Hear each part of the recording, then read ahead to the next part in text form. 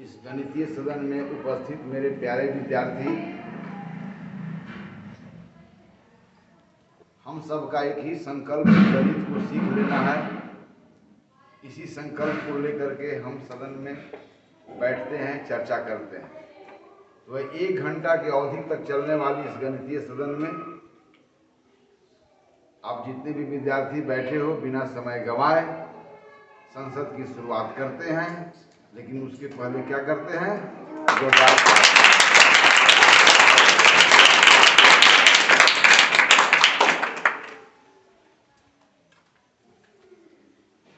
कल सरकार की ओर से जो बच्चे ड्रॉप आउट कर गए, अर्थात जो बच्चे हमारे यहाँ नामांकन तो उनका हुआ था, लेकिन किसी कारणों से वो विद्यालय में आकर के और यहाँ से बाहर चले गए, वो विद्यालय नहीं आ रहे हैं। तो वैसे बच्चों को, जो ड्रॉप आउट बच्चे हैं, उन बच्चों को विद्यालय में वापस लाने के लिए कल आप लोगों ने सड़कों पर मार्च किया, अलग अलग नारा दिया कि शिक्षा का हमारे जीवन में क्या महत्व है। इसलिए कल सदन का आयोजन नहीं हो पाया था। लेकिन आज के इस सदन में हम लगातार चर्चा कर रहे हैं गणित के बारे में और क्रमबद्ध चर्चा कर रहे हैं। फिलहाल हमारी सदन में चर्चा है भिन्न और भिन्न के संदर्भ में जितनी भी समस्याएं हैं, समाधान हैं, संक्रियाएं हैं, उन सारी बातों को जानना है। तो आज के इस सदन का चर्चा का विषय क्या है तो आपको तो पता है, बोर्ड पर लिखा हुआ है, मैं बोल भी देता हूँ। चर्चा के विषय टुडेज टॉपिक्स, भिन्नों पर योग और घटाव की संक्रिया करना।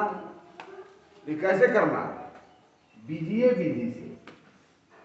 अब तक हमने भिन्नों पर योग की क्रिया, घटाव की क्रिया और अन्य बातों को जो जाना, वो गतिविधि के द्वारा जाना, जिसमें छोटी छोटी संख्याएं दी जाती थी, जिसके ऊपर आप जो है सो मौखिक रूप से उसका उत्तर दे पाने में सक्षम थे। लेकिन यहाँ पर अब आपका भिन्नों से वैसा वास्ता होने वाले हैं जिसके अंश और हर बहुत बड़ी बड़ी भी संख्याएं हो सकते हैं। तो वहाँ पर मौखिक तरीकों से उत्तर देना संभव नहीं है। तो यहाँ पर लिखा हुआ है कि यह भिन्नों पर योग और घटाव की संक्रिया हम बीजीय विधि से। बीजीय विधि मतलब क्या होता है? वहाँ पर हमको जोड़ने का, घटाने का, गुणा करने का, भाग करने का, एलसीएम निकालने का, एमसीएफ निकालने का वहाँ अवसर मिलेगा, है ना। तो आज हम लोग सीखेंगे भिन्नों पर योग और घटाव की संक्रिया करना। कैसे? बीजीय विधि से। तथा योगफल और घटाव फल को, जब भिन्नों पर आप योग करोगे, घटाव करोगे, तो योग में करने के बाद रिजल्ट के रूप में जो फ्रैक्शंस प्राप्त होगा वह योगफल कहा जाएगा। घटाव करने के बाद जो परिणाम प्राप्त होंगे घटाव फल कहे जाएंगे। और जब घटाव फल में भिन्न प्राप्त होंगे, भिन्नों के योग है तो भिन्न ही प्राप्त होंगे, तो वह जब भिन्न प्राप्त होंगे तो उस योगफल और घटाव फल को सिंपलेस्ट फॉर्म में व्यक्त करना, सरलतम रूप में व्यक्त करना, जिसकी चर्चा पिछले सदन में हो चुकी है कि भिन्नों का कैसा रूप को हम सरलतम रूप कहते हैं। उस बात को हम ताजा करने के लिए एक बार पुनः हम दोहरा देंगे। Addition and subtraction over fraction by algebraic method and to express the sum and the difference in the simplest form. सवाल उठता है कि हिंदी में लिखा हुआ है बीजीय विधि और अंग्रेजी में लिखा हुआ अलजेब्रिक मेथड। तो क्या बीज के मतलब तो हम लोग जानते हैं कि बीज, पेड़ों का जो बीज होते हैं, पौधों का बीज होते हैं, जो मिट्टी में दबा दिए जाते हैं तो उसमें से एक नए पौधे अंकुरित हो जाते हैं। लेकिन यहाँ बीज का उल्टा हो गया अलजेब्रा, इसमें कंफ्यूजन पैदा कर सकता है। तो कोई प्रॉब्लम नहीं है, आप बीजीय को समझेंगे अलजेब्रिक मेथड, और जब अलजेब्रा मैं स्टार्ट करूँगा, बीज गणित में स्टार्ट करूँगा, तो वहाँ इन बातों को, आपको संदेह को मैं दूर करूँगा, है ना। तो मैं मिटा देता हूँ। यस।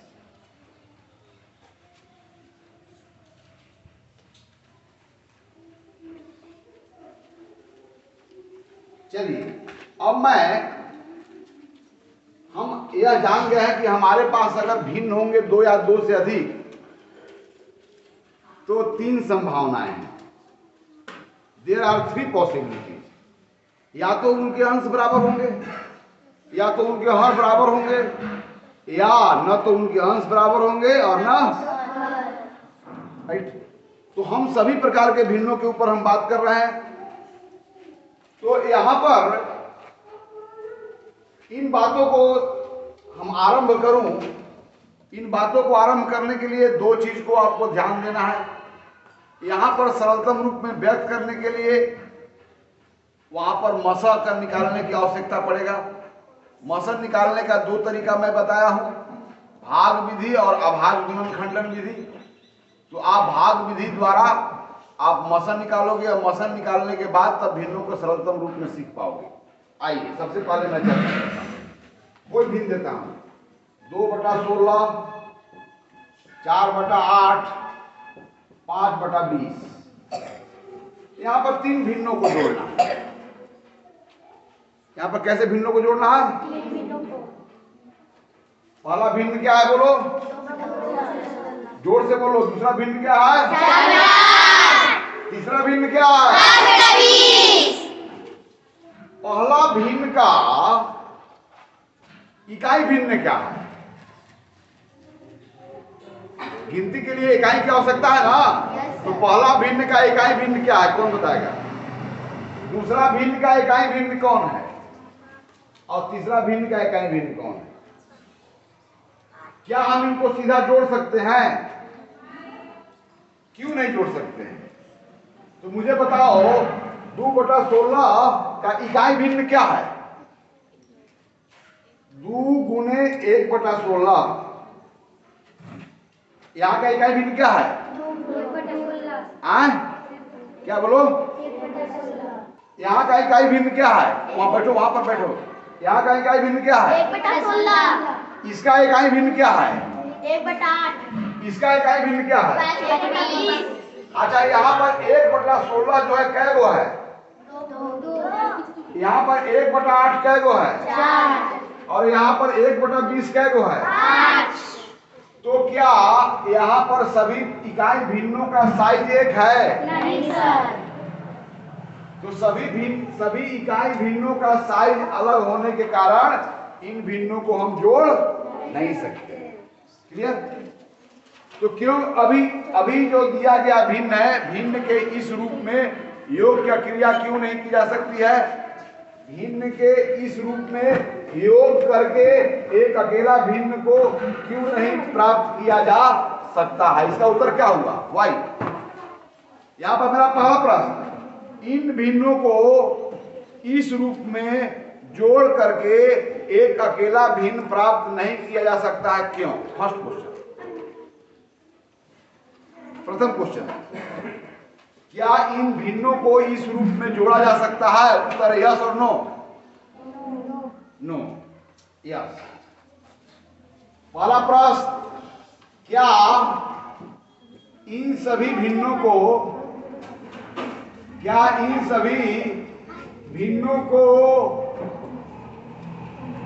इस रूप में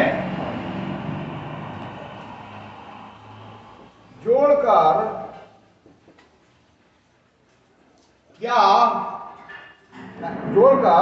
अकेला भिन्न प्राप्त किया जा सकता है? प्रश्न है।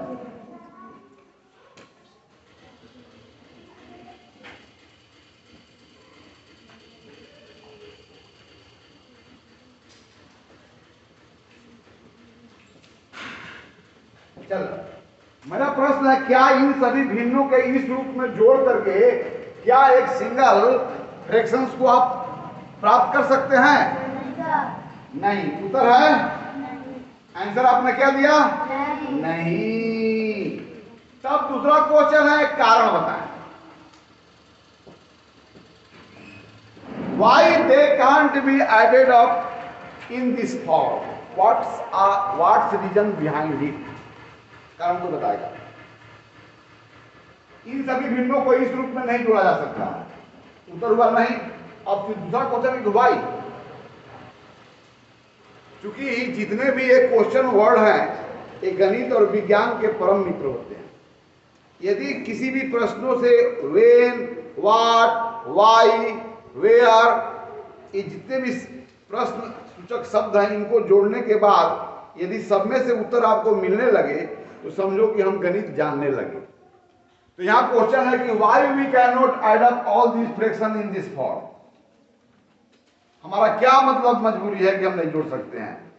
भिन्नों के ऊपर योग और घटाव की संक्रिया बीजीय विधि से ज्ञात करना तथा भिन्नों के ऊपर योग और घटाव की संक्रिया करने के उपरांत योगफल और घटाव फल के रूप में प्राप्त परिणाम को सरलतम भिन्न के रूप में व्यक्त करना। आज का चर्चा का विषय यही है। इसमें एक शब्द आया है बीजीय विधि। तो अभी तक हमने भिन्नों के बारे में जो हमने समझ तैयार किया है या हम सभी को जो समझ भिन्नों के बारे में अभी तक मिला है वह गतिविधियां करके मिला है, जहां पर छोटे छोटे संख्याएं हर और अंश की जगह आते थे, जिन पर मौखिक रूप से क्रिया करना आपके लिए आसान था। अब हम वैसे भिन्नों की चर्चा करेंगे जिसके अंश और हर में बड़े बड़े संख्याएं आ सकते हैं और जिनका मौखिक रूप से समाधान करना संभव नहीं है। उस परिस्थिति में वैसे भिन्नों के ऊपर योग और घटाव की संक्रिया करने में बीजीय विधि का प्रयोग करना होता है, अर्थात वहां पर जोड़ना, घटाना, गुणा करना, भाग करना, एलसीएम करना, एचसीएफ ज्ञात करना, यह सब आपको करना होगा। इस पूरे तरीके को एक साथ बीजीय विधि बोलते हैं।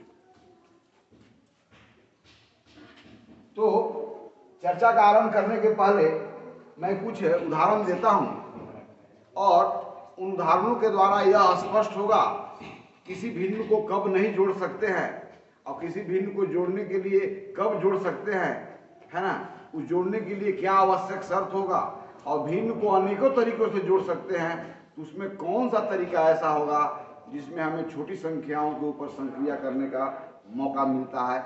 इन सारी विविध पक्षों की जानकारी इस संदर्भ के माध्यम से हम लोग लेंगे। आइए, एज फॉर एग्जाम्पल 2/8, 5/20 और 4/32। पहला सवाल, 2 आम प्लस 2 अमरूद और प्लस 2 केला। 2 आम प्लस 2 आम प्लस 2 आम।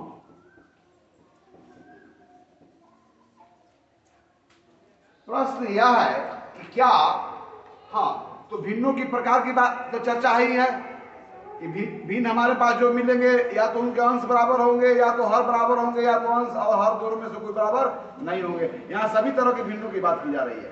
तो सवाल है कि यहाँ पर 3 पद हैं।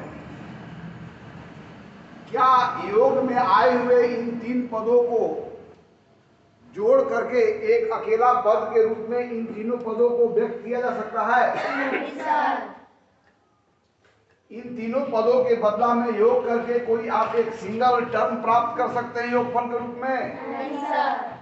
अब आइए, यहाँ पर 3 पद हैं, इन तीनों पदों को जोड़ करके क्या आप सिंगल पद, एक अकेला पद योगफल के रूप में प्राप्त कर सकते हैं? Yes sir. यस। कारण बताएं।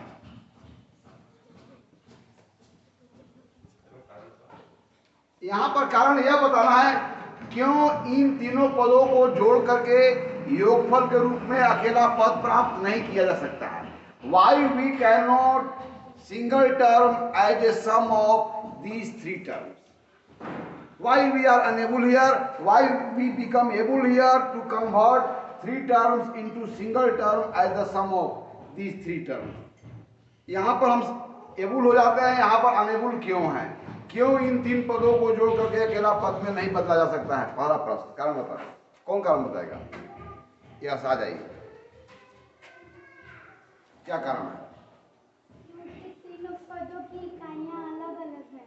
यस, तीनों पदों की इकाइयां अलग-अलग हैं। अर्थात ये कैसे पद हैं? विजातीय पद हैं। कैसे पद हैं? विजातीय पद। वैसे 2 या 2 से अधिक वैसे पद जिसकी इकाइयां अलग हो उसके विजातीय पद बोलते हैं। तो इनकी इकाइयां अलग अलग है, इसलिए इनको अकेला पद के रूप में इनके योगफल के रूप में अकेला पद प्राप्त नहीं किया। क्या यहाँ पर योगफल के रूप में कोई अकेला पद प्राप्त कर सकते हैं? क्यों? तीनों पदों की इकाइयां सेम बराबर बराबर बराबर है ना जी। इन तीनों पदों की इकाइयां क्या है? इसलिए इन तीनों पदों को जोड़ करके एक अकेला पद प्राप्त किया जा सकता है, लेकिन यहाँ पर किया नहीं जा सकता है। आंसर हो गया ना? यस। अब इसी आइडिया को यहाँ पर अप्लाई करें। देखिए यहाँ पर एक क्या था, यहाँ पर एक में कोई होल चीज था, तो होल को अमाउंट बतावे, होल ऑब्जेक्ट से भरी हुई कोई ग्रुप हो उसका अमाउंट बतावे तो यूनिट के रूप में होल लेते हो, तो भिन्नों के भी अमाउंट बताने के लिए इकाई के रूप में कोई भिन्न लिया जाता है। अब मुझे बताओ, कोई दूसरा हो, अब मुझे यह बताओ कि क्या इन तीनों भिन्नों को जिस रूप में यहाँ पर लिखा हुआ है उसी रूप में इन भिन्नों को जोड़ करके क्या एक अकेला फ्रैक्शंस प्राप्त किया जा सकता है? Can we obtain single fraction as the sum of these three fractions in this form? जा सकता है? नहीं सर। क्यों नहीं? Why not? क्वेश्चन यहाँ पर आओ। इन तीनों भिन्नों को हम जोड़ नहीं सकते हैं, क्यों? इस पद का इकाई भिन्न कौन है? Very fine. इस पद का इकाई भिन्न कौन है? इस पद का इकाई भिन्न कौन है? अब मुझे बताओ कि 1/8 कितने बार आया है? यहाँ पर 1/20 कितने बार आया है? या 1/32 कितने बार आया है? तो इन सभी भिन्नों जो दिए हुए हैं भिन्न जिस रूप में हमारे सामने है उसी रूप में इनको जोड़ करके अकेला भिन्न प्राप्त नहीं किया जा सकता है। क्यों? क्योंकि सभी पदों के अलग-अलग है। सभी पदों के अलग-अलग है। हाँ, इन सभी पदों के इकाई भिन्न अलग अलग हैं, इस कारण यहाँ पर सिंगल फ्रैक्शंस नहीं प्राप्त किया जा सकता है भिन्नों के इस रूप को जोड़ करके। Right, very fine. अब जैसे देखिए यहाँ पर जो मैं एक उदाहरण फिर वही देता हूँ, 2 आम प्लस 2 आम और प्लस 2 आम, क्या इन तीनों पदों को जोड़ करके सिंगल प्राप्त कर सकता है? yes, और कौन सा होगा? Yes, 2 arms multiplied by 3 times, यानी कि 3 मल्टीप्लाइड बाय 2 आर्म्स। इन है जी 2 आर्म्स 3 बार आया ना है। अब मुझे बताओ तो यहाँ पर तीनों पदों को आप क्यों जोड़ पाए? तीनों पदों का इकाई सेम है। राइट है। और यहाँ पर तीनों पदों को आप क्यों नहीं जोड़ पाए?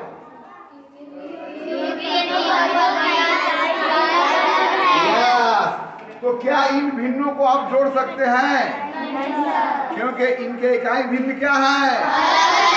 इकाई भिन्नों का साइज क्या है? इकाई भिन्नों के साइज यहाँ पर क्या है? यहाँ पर 8वां भाग कै गो है संपूर्ण का? यहाँ 20वां भाग संपूर्ण का कै गो है? और 25वां भाग कै गो है? तो इनके इकाई भिन्न अलग अलग है, इसलिए इन भिन्नों को इस रूप में जोड़ा नहीं जा सकता। तो यह कब जुटेंगे? जब सभी पदों के इकाई भिन्न क्या हो जाए? फिर से मैं पूछ रहा हूं, इनको हम कब जोड़ पाएंगे? सभी पदों के इकाई भिन्न क्या हो जाए? माने उनका साइज क्या हो जाए? बराबर हो जाए, एक साइज का हो ना, तब तो बता देंगे एक साइज का होगा तो यहाँ क्या गो है, उसी साइज का क्या गो है, उसी साइज का क्या गो है, उस साइज का टोटल क्या गो है। ओके, अब सेकेंड टर्म यहाँ ध्यान देंगे। अब यहाँ पर देखेंगे कि यदि सभी इकाई भिन्न अलग अलग है कि सभी का डिनोमिनेटर क्या है? अलग अलग है। सभी भिन्नों का हर अलग अलग होने के कारण उनके इकाई भिन्न क्या है? और सभी भिन्नों का अगर हर बराबर हो जाए तो सभी भिन्नों का इकाई भिन्न क्या हो जाएगा? अर्थात इन सभी भिन्नों के वैसे समतुल्य भिन्न के रूप में बदलना है जिससे उनका हर क्या हो जाए? अब इनका हर जब बराबर हो जाएगा, अब इसको आप जानते हो एक भिन्न को कितने समतुल्य भिन्नों के रूप में बदला जा सकता है? इस भिन्न को इसी समतुल्य इसके समतुल्य भिन्नों के रूप में कितने भिन्न प्राप्त करेंगे? 2/8 के समतुल्य कितने भिन्न प्राप्त करेंगे हम लोग? ठीक है ना। तो अनंत भिन्नों में हम यहाँ पर वैसा भिन्न प्राप्त करने की कोशिश करेंगे जिसे डिनोमिनेटर क्या हो जाए? बराबर हो जाए। तो डिनोमिनेटर को बराबर होने के मतलब कि इकाई भिन्नों का साइज क्या हो गया? बराबर हो गया। अब प्रश्न यह उठता है कि यहाँ पर देखो, मैं पहले बताया हूं, थोड़ा सा याद करना। आपको तो पता है कि किसी भिन्न को इकाई भिन्न में बदलने के लिए क्या नियम है कि शून्येतर संख्या से अंश और हर में गुना करो और शून्येतर संख्या से क्या करो? अंश और हर में भाग दो। दोनों स्थितियों में जो भागफल प्राप्त होगा, भागफल के रूप में जो अंश और हर प्राप्त होगा, गुणनफल के रूप में जो अंश और हर प्राप्त होगा, उसे बना भिन्न पहले वाला भिन्न का समतुल्य कहा जाता है। राइट है ना। अब यहाँ पर सवाल ये उठता है, यहाँ पर एक संख्या बात करें, 8 गुने 20 गुने 32 एक संख्या है कि नहीं? अभी हम नहीं जानते कि कौन सा सिंगल नंबर है जो इनके बदले में आता है, लेकिन कोई ना कोई अकेली संख्या होगा ना जो इनके बदले में आएगा। अब देखिए, सबका हर को मैं यहाँ पर क्या कर देता हूं। अगर 8 गुने 20 गुने 32 मान लीजिए जो भी संख्या हो, हम नहीं जानते हैं, तो हम लोग जान जाए अभी ये। तो 8 गुना 16, 16 गुना 16, 16 गुना 32, 32 3 सोलह 48, अब 48 और 3 51 और 0 51, 5120 हुआ। ठीक है ना। आप लोग करके देख सकते हैं। 8 गुना 16 और 16 गुना 32 और 16 48 और 3 51, एक 0 लगा दिए। अब देखो 8 गुने 20 गुने 32 है, इसमें अगर हम 8 से भाग दें, आपको पहले पता है इन तीनों संख्याओं में इसको दो संख्याओं के गुणनखंड के रूप में आप दिखा सकते हैं कि नहीं? तो यहाँ पर देखिए 5120 जो है वह 8 गुने 20 गुने 32 का गुणनफल है। तो 20 गुने 32 को एक संख्या मान ले, तो इस संख्या को दो संख्याओं के गुणनखंड दो गुणनखंडों के गुणनफल के रूप में अगर इस संख्या लिखी गई है, तो मुझे बताइए सेम टाइम में 5120 में अगर हम 8 से भाग करेंगे तो क्या प्राप्त होगा? क्या प्राप्त होगा? अगर आपको पता है कि 3 गुने 4 बराबर 12 होता है, इंप्लाइज दैट 12 में अगर यह दोनों गुणनखंड या 3 और 4 को यहाँ पर गुणनखंड बोलेंगे, गुणनफल बोलेंगे, यह गुणनफल को अगर भाज्य बना दिया जाए तो 12 में अगर हम 4 से भाग करेंगे तो जो बचा हुआ ये गुणनखंड है वही ना इसका भागफल होगा। फिर 12 में अगर 3 से मैं भाग करूं तो जो बचा हुआ वहां पर वही 4 होगा, वही होगा जी। तो एक गुणन तत्व के लिए 2 भाग्य तत्व होते हैं। यदि 5 गुने 10 बराबर अगर 50 होता है, इंप्लाई दैट 50 भागा 10 क्या होना चाहिए? क्या होना चाहिए? 5 होना चाहिए ना। या 50 भागा 5 क्या होना चाहिए? तो यहाँ पर 5 गुने 10 बराबर 50, या 50 अगर भाजक हो गया और दोनों गुणनखंडों में कोई एक गुणनखंड भाज्य हो गया और दोनों गुणनखंडों में कोई गुणनखंड भाजक हो गया, तो बचा हुआ जो गुणनखंड होगा वही ना भागफल होगा। तो मुझे बताइए कि 8 गुने 20 गुने 32 यहाँ पर लिए तो 5120 मिला। तो 5120 को दो संख्याओं के गुणनफल के रूप में लिख रहे हैं, एक 8 लिख रहा है, एक ब्रैकेट में लिखे हैं 20 गुने 32, उसको अकेला संख्या नहीं लिखे, उसी रूप में रखने दिए। तो जब 5120 में हम 8 से गुणा करेंगे तो हमें भागफल क्या प्राप्त होगा? 20 गुने राइट है। तो अब देखिए जरा, यहां से हम पहले ही संख्या को ले लेते हैं। क्या देखिए जरा, 8 सबका हार कर देते हैं। 8 गुने 20 गुने 32 कर दिए कि नहीं? अरे 8 गुने 20 गुने 32 हम सबका हार कर दिए। इसका भी क्या कितना कर दिए? 8 गुने 20 गुने 32। इसका भी कितना कर दिए? 8 गुने 20 गुने। तो यहाँ पर 8 है, तो इस संख्या में 8 में कितना से गुना करके यहाँ तक पहुंचे होंगे? 20 गुने। तो निश्चित है इसमें भी गुना करना होगा।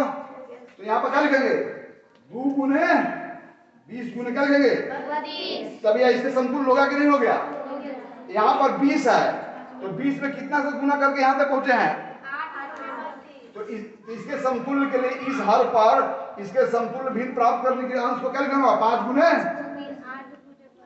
8 गुने 32। और यहाँ पर क्या लिखना होगा? अब 32 जो हर था वो 32 गुने 20 गुने 8 हो गया, तो इसके समतुल्य प्राप्त करने के लिए अब अंश कितना हो जाएगा? 4 गुने 8 गुने 20। अब देखो यहाँ पर तीनों भिन्न जो है, अब कोई भी अकेला संख्या होगा, अब इसको हम नहीं याद कर रहे हैं, ये भी अकेला संख्या होगा, ये भी अकेला संख्या होगा, तो यह क्या हो गया? अकेला संख्या में क्या हो गया? 20 गुना 40 हो गया, 40 और 4 गुना 8 4 12 1280 हो गया। और यह भी जो संख्या क्या है 51 20 हो गया, प्लस ई कितना हो गया? 8 पचे 40, 4 गुना 8 4 12 1 शून्य इतना हो गया 51 20, यह कितना हो गया? और 4 के 32 गुना 64 240 बटा कितना हो गया? 51 20। अब देखिए यहां पर यह भिन्न इसके समतुल्य है, यह भिन्न किसके समतुल्य है? यह भिन्न क्या हो गया? तो क्या अब भिन्न को इसके समतुल्य भिन्न जो हमने प्राप्त किए हैं, यह सभी कैसे फ्रैक्शन हो गए? लाइक फ्रैक्शन, समर भिन्न हो गए। तो क्या समर भिन्न में हर बराबर हो गए, अर्थात प्रत्येक पदों में इकाई भिन्न क्या हो गया? अलग है भी। तो क्या आप जोड़ सकते हैं? तो जोड़ने के लिए क्या होगा? अब इकाई भिन्न का मतलब कि 51 20 नीचे और बाकी अंश को आप जोड़ देंगे, यही ना करेंगे? यह 1/51 तो 20 कै बार है? 1280 बार। 1/51 तो 20 कै बार है? 1200। ये कै बार है? 440 बार। 1280 होगा जी, 2 4 4 8 4 ठीक है, ठीक है 8 40 ठीक है। तो अब यहां पर सीधे अंश को क्या करते हो आप? क्या करते हो? अब हर वही रहता है, इन्हें करते हो। लेकिन मैं कह रहा हूं कि दूसरा भी हर बना सकता था, जैसे 8 गुने 20 गुने 32 गुने 40 गुने 50, हम कुछ भी ले ले, अब इसको हर को रख दे, तो यहाँ पर 8 है तो बाकी इसे अंश में गुना करना होगा। तो इस तरह से इन भिन्नों को ऐसे अनेकों हर आपको मिलेंगे। समहर इन भिन्नों को एक ही समहर भिन्न के रूप में बदला जा सकता है कि समहर भिन्न भी अनेकों होंगे? पर बताओ, इन तीनों भिन्नों को जब हम समहर भिन्न के रूप में बदल रहे हैं, उनके हर बराबर कर रहे हैं, तो क्या हर बराबर करने पर एक ही हर मिलेगा बराबर करने के लिए, कि वैसा अनंत हर मिलेंगे? अनंत हर मिलेंगे। ऐसे इनको समहर में बदलोगे तो ऐसे अनंत हर मिलेंगे जब उनके हर क्या होंगे? बराबर होंगे, अर्थात इकाई फ्रैक्शन का साइज क्या होगा? बराबर होगा, अर्थात वहां पर तुम उसे जोड़ सकते हो, है ना? लेकिन यह बड़ी बड़ी संख्याएं मिल सकते हैं, क्या कोई सरल उपाय है? क्या छोटी संख्याएं मिलती है जिस पर हमें गुणा भाग क्रिया करना आसान होता है? तो हमारा यहां पर सोचना है, ऐसे तो अनंत हर मिलेंगे, लेकिन सबसे छोटी हर अगर मुझे मिल जाती तो उस पर गणितीय संक्रिया करना क्या होता? बिल्कुल आसान। तब यहां पर हम उस हर के बारे में विचार करेंगे, हरों को यानी इकाई भिन्नों को साइज हम बराबर करेंगे उस हर के लिए जो हर सबसे छोटा हो, साथ ही साथ इनका वह क्या हो? मल्टीपल हो, यानी कि वह 8 के पहाड़े में आता हो, वह 20 के पहाड़े में आता हो, वह 32 के पहाड़े में आता हो। तो वह कौन सी संख्या है जो 8 के भी पहाड़े में आते हैं, 20 के भी पहाड़े में आते हैं, 32 के भी पहाड़े में आते हैं? तो वह संख्याएं जो 8 से भी डिवाइड होते हैं, 20 से भी डिवाइड होते हैं, 32 से भी डिवाइड होते हैं।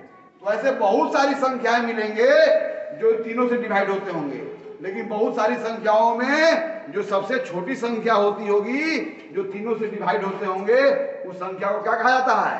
LCM। क्या कहता है?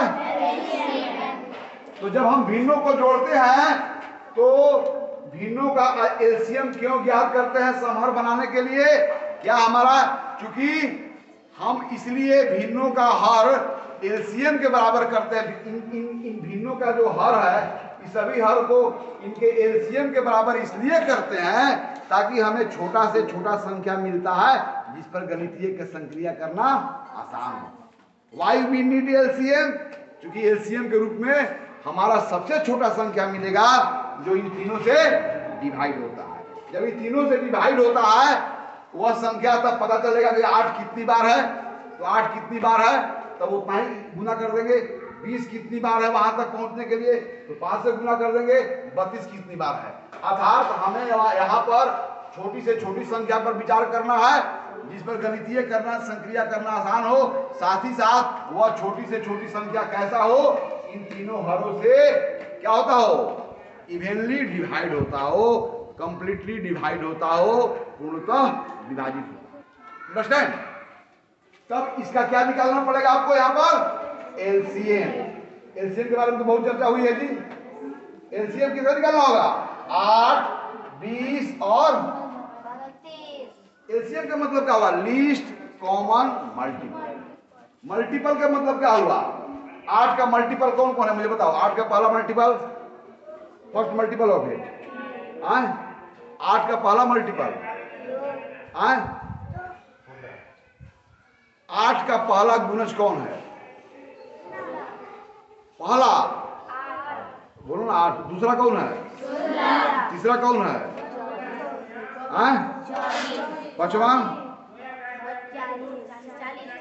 40 है गुणज ना। 8 का 5वां गुणज कौन है? 40। अब चलो 20 का पहला गुणज कौन है? 30। दूसरा गुणज 40। तीसरा गुणज 60। इसका 32 का पहला गुणज 32, दूसरा गुणज 64 होगा। लेकिन हम वैसा गुणज को खोज रहे हैं जो 8 के भी पहाड़ा में हो, 20 के भी पहाड़ा में हो। अच्छा 8 के सभी गुणज 8 से विभाजित होंगे कि नहीं विभाजित होंगे? तो 8 के सभी गुणज 8 से पूर्णतः विभाजित होते हैं। 20 के सभी गुणज 20 से पूर्णतः विभाजित होते हैं। तो यहाँ पर हमें उस संख्या के बारे में विचार करनी है जो 8, 20 और 32 से डिवाइड हो और साथ ही साथ वो सबसे छोटी से छोटी संख्या हो। ऐसे आपको पास अनंत संख्याएं मिलेंगे जो 8, 20 और 32 से डिवाइड होते हैं, लेकिन उस मल्टीपल में जो सबसे छोटा मल्टीपल होगा उस संख्या को हम प्राप्त करेंगे, क्योंकि संहर करने में वह छोटी संख्या का यूज करेंगे और छोटी संख्या से फायदा ही होती है कि उस पर योग करना, गुना करना, घटाव, यहाँ पर गुना और भाग करना एक क्रिया आसान हो जाती है ना। इसलिए हम लोग एलसीएम को लेते हैं ना, समझे ना। एलसीएम लेने के पीछे कारण यही है, क्योंकि एलसीएम को हटा दे तो कोई संख्या ले सकते हैं, अनंत ऐसे संख्याएं मिलेंगे जिस पर आपको संहर बनाया जा सकता है। ओके, चलिए अब 8 और 20 और 32 का एलसीएम निकालने का 2 तरीका, अभाज्य गुणनखंडन विधि और क्या बताए हैं? अभाज्य गुणनखंडन विधि बताए ना है। चलो अभाज्य गुणनखंडन विधि। अब चलो यहाँ 8 है, यहाँ पर 20 है और यहाँ पर 32। अभाज्य गुणनखंडन विधि में क्या करता था? चलो 8 को आप लोग अभाज्य संख्याओं के गुणनखंड के रूप में लिख सकते हो। कौन संख्या है? 2 गुने 2 गुने 2। 8 का अभाज्य गुणनखंडन कर दिए, 20 का अभाज्य गुणनखंडन कर दिए। प्रथम संख्या अभाज्य 2 है, फिर क्या हुआ? 2 दूना 4 बचे 20। 20 का कैसा गुणनखंडन है? 32 का अभाज्य गुणनखंडन क्या हो? 2 गुने 2 4 गुना 8 गुना 16 गुना जो 5 आया। तो यहाँ पर 8, 20 और 32 का मैंने अभाज्य गुणनखंडन कर दिया। एलसीएम निकालने में आपको देखना है कि कौन कौन अभाज्य गुणनखंड है जो तीनों में आया है। 2 और 5 इन है जी, लेकिन 2 अधिकतम बार कितनी बार आया है? 2 बार अधिकतम है। यह अभाज्य गुणनखंडन 2 अधिकतम कितनी बार आया है? 1 2 3 4 5 बार आया ना। इसमें 2 2 3 बार आया है, इसमें 2 2 बार आया है, इसमें 2 5 बार आया है। तो अभाज्य गुणनखंडन 2 अधिक से अधिक कितनी बार आया है? तो यह 2 को 5 बार लेंगे, 2 गुने 2 गुने 2 गुने 2 गुने 2। और फिर दूसरा गुणनखंड 5 है, वो अधिकतम कितनी बार आया है? तो ऐसे अभाज्य गुणनखंड जो अधिकतम बार आए हैं उन सभी अभाज्य गुणनखंडों का जो गुणनफल है वही एलसीएम में कितना होगा? 2 यहाँ तो 32 हो गया और 32 32 कितना हो गया? 5 का 10 5 15 1 16। तो ना जी। दूसरा तरीका ये है, ये तो समझ गया। तो किसी संख्या का एलसीएम ज्ञात कर, 2 या 2 से अधिक संख्याओं के एलसीएम ज्ञात करने के लिए ये अभाज्य गुणनखंडन किया। अब अभाज्य गुणनखंड में देखो कौन कौन अभाज्य संख्या है जो इसमें गुणनखंड के रूप में आया है, और वह अभाज्य संख्या जो अधिकतम बार आया है उन सभी अभाज्य संख्याओं का जो गुणनफल होगा अधिकतम बार आने वाली, वही इसका क्या होगा? एलसीएम होगा। दूसरा तरीका क्या है? इसी चीज को आप लोग ऐसे लिखते हो 8, 20 और 32। देखिए सबसे पहले प्रथम अभाज्य संख्या की बात कीजिए जिससे उसमें 1, 2 या तीनों डिवाइड होता हो। तो सबसे छोटी अभाज्य संख्या कौन है? तो 2 निश्चित है कि 2 से 8 में डिवाइड होता है। Yes sir. तो 2 से 8 को डिवाइड करेंगे तो कितना क्वोशिएंट होगा? कॉमा लगा दिए। 20 को डिवाइड करेंगे तो कितना होगा? और 25 को डिवाइड करेंगे तो कितना होगा? अब चलो, क्या अभी भी अभाज्य संख्या 2 इनके गुणनखंड के रूप में मौजूद है? चलो, कितना हो गया? 2। कितना हो गया? 8। और कितना हो गया? तो क्या अभी भी अभाज्य संख्या 2 इसमें मौजूद है? 2 कितनी बार है? 1। क्या बच गया? 8। क्या बच गया? 4। क्या अभी भी 2 है? नहीं, 2 4 कटेगा ना। 1 5 नहीं कटेगा और 2 हो गया। अब देखो नीचे जब सभी संख्याएं अभाज्य संख्याएं प्राप्त हो गए तब यह रुक गया ना। अब इनका एलसीएम निकालना है तो ये जो सभी बाहर संख्याएं दिख रही हैं अभाज्य संख्याएं, इनको क्या कर दोगे? गुना कर दोगे। इनका लॉसा कितना हो जाएगा बताओ? कितना हो जाएगा बोलो? 2 गुने 2 गुने 2 गुने 2 गुने 2 है ना, गुने 5 तो 2 गुना 4 10 गुना 8 16 16 32 32 कितना हो गया? 30 बटे 150 5 गुना 10 150 10 60 160।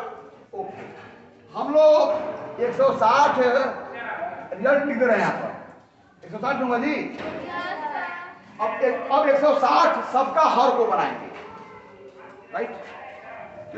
तो इसके समतुल्य ऐसा लिखेंगे भिन्न जिसका हर क्या हो जाए? 160। इसके समतुल्य ऐसा भिन्न लिखेंगे जिसका हर भी क्या हो जाए? और इसके समतुल्य ऐसा भिन्न लिखेंगे कि उसका भी हर क्या हो जाए? 160। तो मुझे बताइए 2/8 था, उसके समतुल्य एक ऐसा भिन्न हमें मिला जिसका 160 हर वाला भिन्न चाहिए हमको। 160 हर वाला भिन्न चाहिए तो जब 8 टुकड़ा था तब आपके पास 2 भाग थे। अब 8 टुकड़ा कितने भाग हो? 8 टुकड़ा में कितने टुकड़ा हो गए? 60। यानी कि एक बड़े टुकड़ा में कितने भाग बांटा गया होगा? 8 भाग में मिलाकर 160 हुआ। तो इसके एक भाग में क्या इसके छोटे छोटे भाग पड़े होंगे। अरे 160 को है तो 8 भागों में बंटा हुआ है। तो इस 8 को जो है तो 8 को जो भाग है बड़ा वाला, एक भाग में क्या कोई भाग होंगे? 80 न होंगे? 80 होंगे? 20 न होंगे?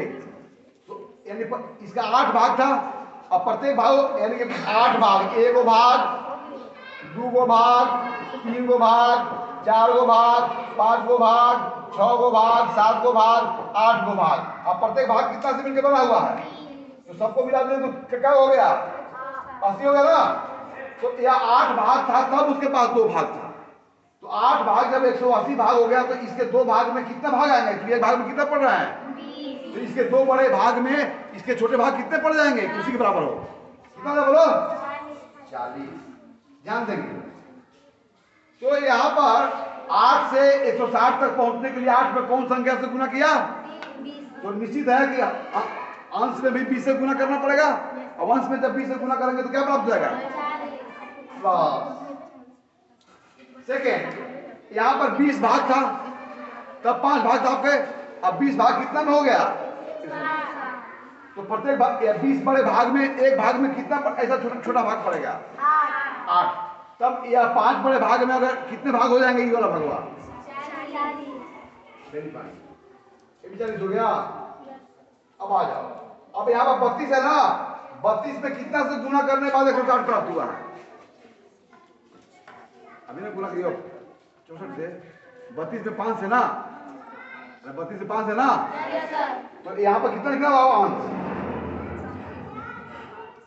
20।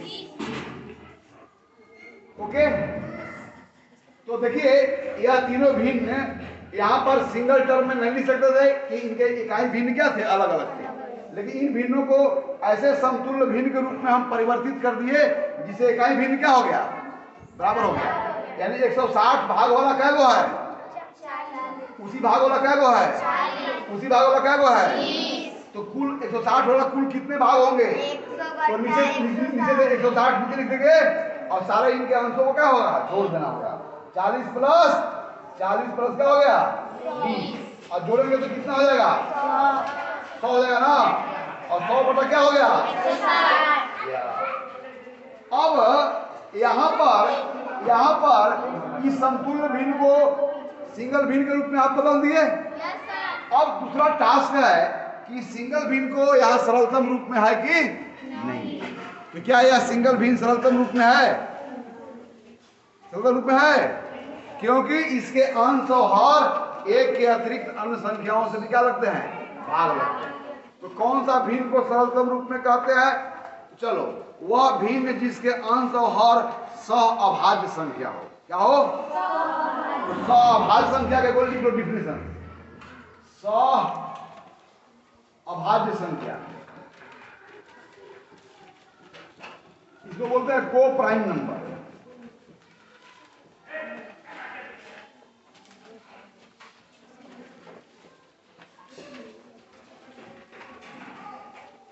सह-अभाज्य संख्या युग्म में भी बोलते हैं इसको। तो संख्याओं का ऐसा जोड़ा, संख्याओं का ऐसा युग्म जिसके मौसा क्या हो? एक हो, तो संख्याओं के वैसे जोड़े को सहअभाज्य कहते हैं। राइट है ना? संख्याओं का ऐसा युग्म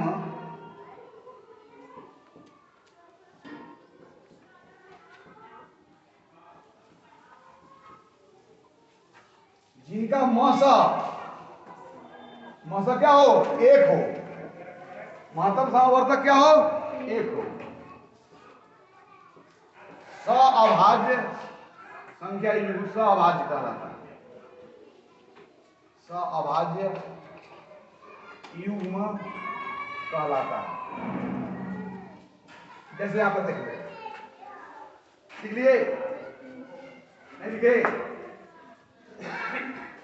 अब यहां पर जरा देखें, यहां पर देखें 8 और 7 संख्याओं के युग्म है कि नहीं है? 9 और 18 यह संख्याओं का युग्म है कि नहीं है? 4 और 3 ये भी संख्या का जोड़ा है। 5 और 6 ये भी संख्या का जोड़ा है। देखो यहां पर we have taken many pairs of number. यह किसका पेयर है? 8 और 7 का पेयर है। ये किसका पेयर है? ये किसका पेयर है? लेकिन बताओ कि इस पेयर का मौसा क्या है? वो बड़ी से बड़ी कौन सी संख्या है जो दोनों को डिवाइड करता है? 8 और 7 को। वो कौन से बड़ी संख्या होगी जो 8 और 7 दोनों को डिवाइड करता होगा? सोचो। आए कौन संख्या हो? बोलो। नहीं, 8 और मौसा की बात कर रहे हैं। मौसा नॉट लसा। मौसा मतलब महत्तम समावर्तक। वो 8 और 7 का बड़ी से बड़ी कौन संख्या है जो 8 और 7 दोनों को डिवाइड करता होगा? मौसा की बात कर रहे हैं। आप की बात एक। तो ये इस संख्या युग्म का मौसा क्या है? इस संख्या युग्म का मौसा क्या है? एक नहीं ना है? इसका मौसा क्या है? इसका मौसा क्या है? इसका मौसा क्या है? इसका मौसा क्या है? एक नहीं है भाई, एक नहीं है, एक से भिन्न। इसका मौसा क्या है? तो वैसे संख्याओं का जोड़ा जिनका मौसा एक हो उसे हम लोग क्या बोलेंगे? क्या बोलेंगे? सहअभाज्य संख्या को प्राइम नंबर। या समझ लो ना? तो 8 और 7 कैसे हैं? सहअभाज्य हैं। तो क्या 9 और 18 सहअभाज्य हैं? नहीं सर। क्या 4 और 3 सहअभाज्य हैं? Yes sir. क्या 5 और 6 सहअभाज्य हैं? Yes sir. तब इन तीनों जोड़ी को क्या बोलेंगे? को प्राइम नंबर। अंडरस्टैंड? तो किसी भिन्नों का सरलतम रूप कब होगा? जब उसके अंश और हर कैसा हो? सहअभाज्य हो। वह भिन्न जिसके अंश और हर सहअभाज्य हो वह भिन्न क्या बोला जाता है? सरलतम रूप में कहा जाता है। ये भी परिभाषा लिख ले।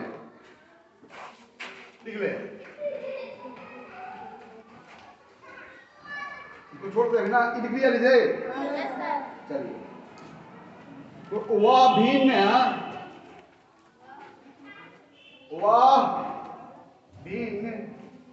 जिसका अंश और हर कैसा है? बोलो। सहअभाज्य। अंश और हर कैसा है? बोलो।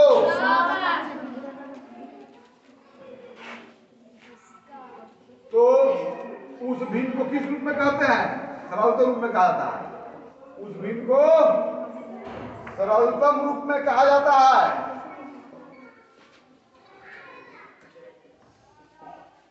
अंडरस्टैंड? तो मुझे बताइए क्या यह भिन्न सरलतम रूप में है? क्या इसका अंश और हर जो है 100 और 160 का मसा एक है? इनका मसा एक या एक के अतिरिक्त दूसरे संख्याओं से भी विभाजित होते हैं, इसलिए यह भिन्न सरलतम रूप में नहीं है। तो इस भिन्न को सरलतम रूप में लाने के लिए इनके मसा से इनके अंश और हर में भाग करनी पड़ती है। तो मसा कैसे निकालेंगे? मसा निकालने के भी दो विधि, भाग विधि और अभाज्य गुणनखंडन विधि। मैं भाग विधि की चर्चा कर देता हूं, अभाज्य गुणनखंडन विधि की चर्चा कर देता हूं, लेकिन भाग विधि अभाज्य गुणनखंडन विधि से ज्यादा सरल है, इसलिए मसा निकालने के लिए आप हमेशा भाग विधि का प्रयोग करेंगे। हाँ, लसा में प्रत्येक अभाज्य गुणनखंड के जो उच्चतम घात का गुणनफल है, लेकिन यहाँ पर क्या होगा? यहाँ पर सर्वनिष्ठ उच्चतम घात का गुणनफल होगा। वह अभाज्य संख्या जो सब में आया होगा और अधिक से अधिक कितनी बार सब में आया है, वैसे अभाज्य संख्याओं के जो गुणनफल होंगे वह इनका मसा होगा। ओके, मैं दोनों तरीकों से बता देता हूं। अब यहाँ पर 100 का अगर आप अभाज्य गुणनखंड करेंगे, 2 गुने 2 गुना 4, 4 पचे 20 और 20 पचे 100 हो गया जी। 160 करता हूँ, 2 से शुरू करता हूँ, 2 80, 2 40, 2 20, 2 10, 2 गुने 5। ठीक है, देखो तो 2 गुना 4 गुना 8 गुना 16 16 गुना 32 और 32 पचे 160 हो गया ना। अब देखो इनका मसा निकालना। इन सभी विधियों के बारे में मैं डिटेल से आपके पास चर्चा किया हूं। अब देखो यहाँ पर कौन अभाज्य गुणनखंडन, अभाज्य गुणनखंड 2 इसमें भी है और 2 तो अधिक से अधिक 2 कितनी बार दोनों में है? 2 बार ना। अधिक से अधिक 2 कितनी बार है दोनों में? 2 बार। तो इसको लेके 2 गुने 2। अब बताओ कि 5 दोनों में है ना? अधिकतम 5 कितनी बार है दोनों में? तो 5 से गुना कर देंगे। अब इसका गुणनफल ज्ञात कर लेंगे। 5 गुना 10 गुना 20। इसका मसा क्या हुआ? 20 हुआ। अब भाग विधि से जोड़ देखिए, अब भाग विधि से ही ज्ञात करेंगे ना। इनका मसा कितना हो गया? 20। भाग विधि से करना है कि 100 जो छोटी संख्या है वो भाजक बन जाएगा और बड़ी संख्या है वो भाज बन जाएगा। और आप भाग करते जाएं और जिस भाजक से जिस जगह पर पूर्णतः विभाजन हो जाता होगा, यानी कि जिस भाजक के संगत शेषफल 0 प्राप्त होता होगा, वही भाजक इनका मसा होता होगा। अब 100 में 160 कितनी बार? एक बार। तो 100 से 160 पूर्णतः विभाजित और यहाँ पर शेष कितनी मिला? 7। अब यह जो नया शेषफल है यह बन गया भाजक और जो पहला भाजक था वो बन गया भाज्य। अब पता करो 100 में 60 कितनी बार? एक बार। तो कितना शेष मिलेगा? अब 40 जो है यह शेषफल नया भाजक और यह जो भाजक था वो भाज्य बन गया। अब 60 में 40 कितनी बार? राइट। कितना प्राप्त हुआ? 20। अब यह बन गया नया भाजक और ये बन गया भाज्य। अब 40 में 20 कितनी बार? 2 बार। तो किस भाजक के संगत शेषफल 0 प्राप्त हुआ? 20। इसलिए इनका मसा क्या हो गया? 20 हो गया। तो मैं मिटा दूं? यस। तो इनका मसा क्या हो गया? 20। इसलिए इस भिन्न को सरलतम रूप में लिखने के लिए इनके मसा से इनके अंश और हर में भाग करेंगे और भागफल के रूप में जो प्राप्त होगा अंश और हर, उससे बना भिन्न इनके समतुल्य होगा। साथ ही साथ वह दोनों क्या हो जाएंगे? अभाज्य हो जाएंगे। अर्थात वहां पर एक के अतिरिक्त किसी संख्या से विभाजित नहीं होगा। चलो यहाँ पर 20 है ना। चलो अब 100 में 20 से भाग करेंगे।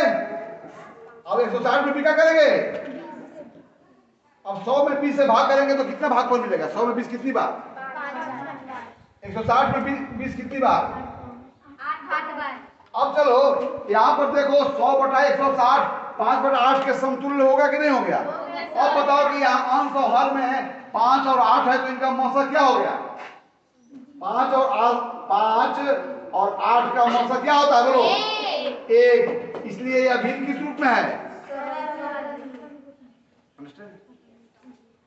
तो आपने क्या सीखा कि किसी भी प्रकार के भिन्न हो उनको जब जोड़ना होता है तो पहले उनको ऐसे हम समतुल्य भिन्न के रूप में परिवर्तित करते हैं जिससे सभी भिन्न क्या समहर बन जाए ना। तो वहां पर हर को बराबरी करते हैं।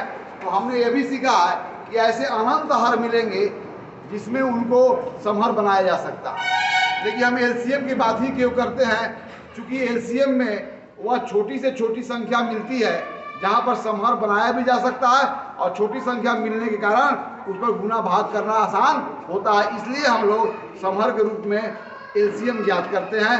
एलसीएम में जो संख्या होगा उसी हर पर सबको हम बराबर करेंगे, अर्थात तो वहाँ पर यूनिट फ्रैक्शंस का साइज को बराबर करेंगे और यूनिट फ्रैक्शन का साइज बराबर करते समय उसी साइज को हम लेंगे जो साइज उन सभी हरों का एलसीएम होता है। अंत में जब रिजल्ट हमें प्राप्त होता है फ्रैक्शन को जोड़ने के बाद, तो यहाँ जो फ्रैक्शन है वो सिंपलेस्ट फॉर्म में नहीं है, क्योंकि इनका मसा एक के अतिरिक्त दूसरी संख्या है। इस कारण इनको वैसे समतुल्य भिन्न के रूप में बदलते हैं जिनका अंश और हर का मसा एक हो जाए, तो इसको कहते हैं सरलतम रूप में। अब इनके अंश और हर को सरलतम भिन्न में बदलने के लिए इनके अंश और हर को मसा से इनके अंश और हर को भाग देंगे और भाग देने के बाद भागफल के रूप में जो अंश और हर प्राप्त हुआ उससे बना भिन्न इनके समतुल्य भी है और सरलतम भी है। अंडरस्टैंड? चलिए, तो आपकी समझ कितना मैंने आपने समझा इस बात को, इसलिए मैं एक उदाहरण देता हूं, फिर आगे बनाना है यहाँ। अब कारण बताते हैं।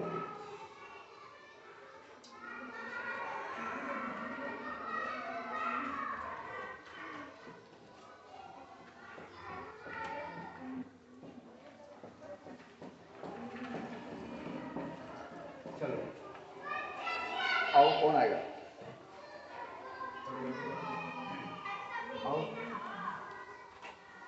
Who will solve this problem? Yes. पहले सवाल को उत्तर देना। पहला बता, क्या क्या इन तीनों भिन्नों को इसी रूप में जोड़ करके जोगफल के रूप में एक अकेला भिन्न प्राप्त किया जा सकता है? क्यों नहीं? क्योंकि तीनों पदों का एक इकाई भिन्न अलग है। इनका इकाई भिन्न क्या है? इनका इकाई भिन्न क्या है? 1/75। इनका इकाई भिन्न क्या है? 1/125। इसलिए तीनों भिन्नों को कब जोड़ सकते हैं? जब इनके तीनों कोई भी तीन भिन्न या चार भिन्न को हम कब जोड़ते हैं? जब इनकी क्या सेम हो, यानी इकाई भिन्नों का साइज क्या हो जाए? बराबर हो जाए। यहाँ पर इकाई भिन्नों का साइज बराबर करोगे तो कौन साइज का भिन्न ले लोगे? जो इनके हरों का जो लसा होगा उसी साइज का इकाई भिन्न हमें लेना है। ओके ना? और जब वो पता चल जाएगा तो इनको वैसे समतुल्य भिन्न के रूप में आप परिवर्तित करोगे जिससे तीनों पदों का इकाई भिन्न क्या हो जाए? इन तीनों पदों को हम वैसे समतुल्य भिन्न के रूप में बदलेंगे जिसके इकाई भिन्न क्या हो जाए? और जब इकाई भिन्न बराबर हो जाएंगे उसी स्थिति में हम जोड़ सकते हैं। और जब जोड़ेंगे तो वहां पर जो भिन्न प्राप्त होगा देखना है कि अंश और हर का मसा एक है कि नहीं है, क्योंकि उत्तर अंतिम में आपको सरलतम रूप में ही देना है। आप काम कर सकते हैं। चलिए,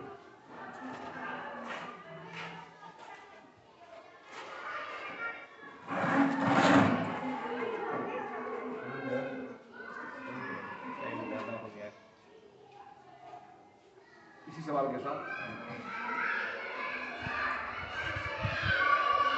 your parliament will be after solving this problem.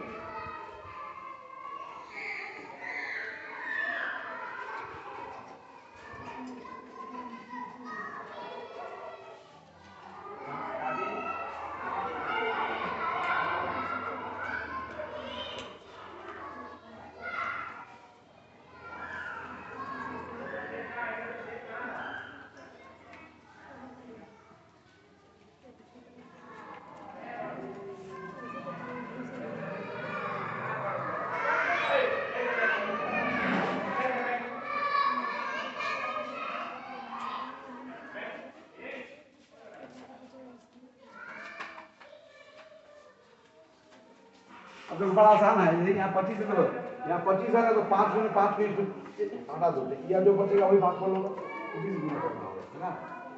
बड़ा आसान हो जाएगा।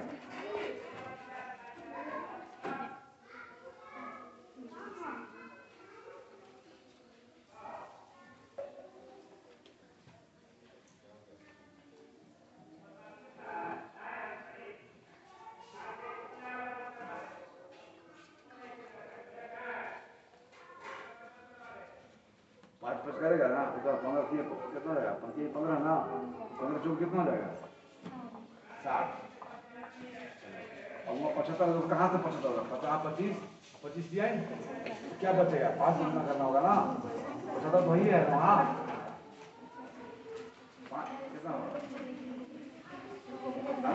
5 गुना करो ना, और 75 में कितना गुना करने पर 375 प्राप्त हुआ, तो फिर ऊपर 5 गुना करोगे ना।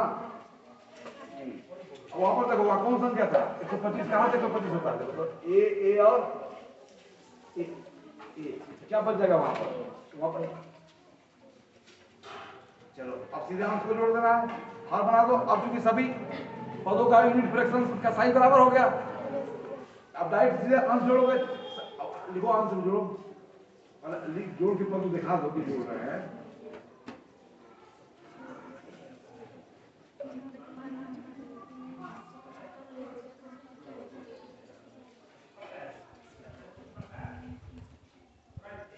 क्या वह सरलतम रूप में है?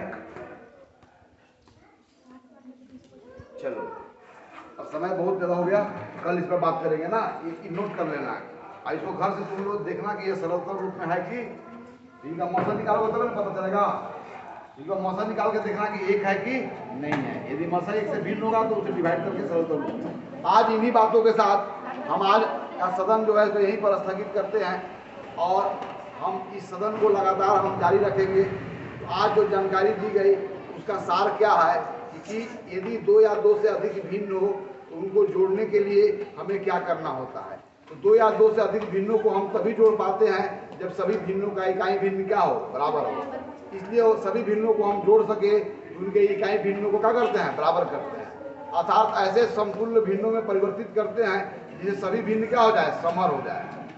यहाँ पर दूसरी बात यह भी जाना कि हर के रूप में ऐसे अनेकों संख्या प्राप्त कर सकते हैं जिस पर वो समर बनाए जा सकते हैं, लेकिन एलसीएम ही क्यों? क्योंकि एलसीएम जो है वहाँ पर सबसे छोटी से छोटी संख्या हमको मिलती है समर बनाने के लिए। एलसीएम ही जिस पर हमें गणितीय संख्या करना क्या होता है, आसान होता है। इसलिए समर बनाते समय हम एलसीएम की बात करते हैं। इन्हीं बातों के साथ आज के सदन समाप्त होता है।